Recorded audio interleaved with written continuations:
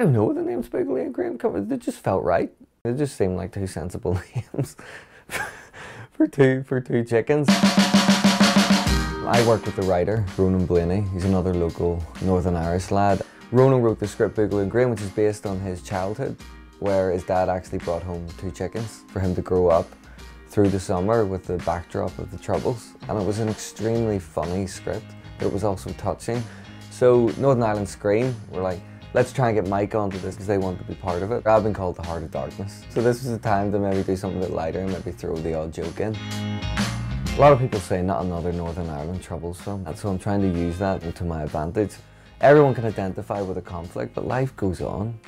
The madness of life, chickens, and then amongst all this stuff, you know, happening outside.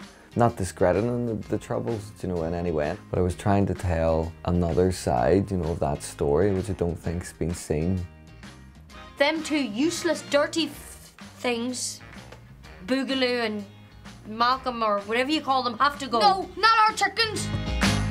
I've heard from people who never work with animals and children, and I have to say, it's actually quite exciting. What's a chicken gonna do when you roll a camera? You know, I've no idea. The kids were a lot of fun. Aaron, he's just one of them kids which is extremely talented. The wee boy Riley, it was the Riley show. Like the first day he walked in, the costume went up and goes, "So you want to be an actor?" And he's like, "No, why would I want to do that?" So he was a lot of fun in that sense. He would be doing the clapperboard half the time. They'd be looking round and Riley would be, "Yep, scene 4, take 2. Do you know what I mean? Because he just wanted to be part of everything. But it's that energy you want on camera. The experience of this was massively enjoyable. But you never think, oh, this one's going to the Oscars, lads.